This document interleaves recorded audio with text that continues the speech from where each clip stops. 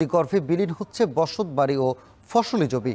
নদী ভাঙনের বিস্তারিত জানাতে শিবগঞ্জ থেকে যুক্ত হচ্ছেন সোহান মাহমুদ। সোহান, নদী ভাঙন কি পরিমাণে ক্ষতি হয়েছে, ভাঙন ঠেকানোয় কোনো ব্যবস্থা নিয়েছে কিনা প্রশাসন, জানাবেন।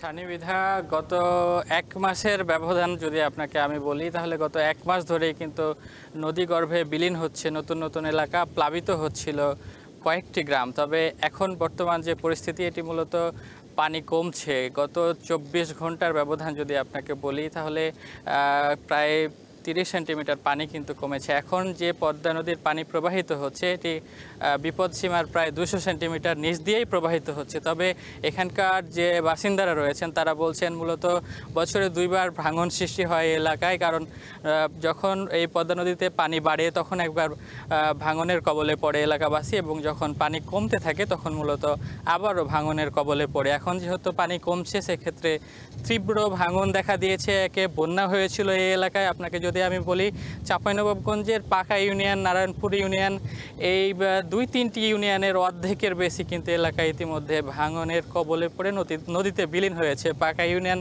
পরিষদের যে ভবন, ইতিমধ্যেই এই ভবনটিও কিন্তু নদী গর্ভে বিলীন হয়েছে। এখানে আমরা অনেক পরিবারের সঙ্গে কথা বলেছি, তারা মূলত বাড়িঘর সরিয়ে নিচ্ছেন, সরিয়ে নিয়ে পাশের গ্রাম কিংবা অন্যত্র যে পরিবার নিয়ে তারা বসবাস করছেন। এখানকার বাসিন্দারা মূলত এই এলাকায় বসবাস করতে না পেরে অনেকে শহরে বাসাবাড়ি কিনছেন, এখানকার ভিটে মাটি ছেড়ে তারা শহরে বসবাস করছেন। এখানকার পানি উন্নয়ন বোর্ডের সঙ্গে আমরা কথা বলেছি। পানি উন্নয়ন বোর্ড বলছে ভাঙনের তীব্রতা এতটাই বেশি, তারা মূলত জিও ব্যাগ কিংবা যে ব্যবস্থা তারা নিচ্ছেন তা দিয়ে আসলে এই ভাঙন রোধ করা সম্ভব হচ্ছে না। সেক্ষেত্রে তাদের আরও বড় বড় প্রকল্প প্রয়োজন। তারা মূলত তাদের সংশ্লিষ্ট দপ্তরে চিঠি দিয়েছেন, সেই প্রকল্পের তারা অনুমোদন পেলে কাজ শুরু হবে। এখানকার ইউনিয়ন পরিষদের চেয়ারম্যানের সঙ্গে কথা হচ্ছিল। এই আমার পাশে যে গ্রামটি দেখা যাচ্ছে, এই গ্রামের প্রায় 2000 বসতবাড়ি ইতিমধ্যেই নদীগর্ভে বিলীন হয়েছে।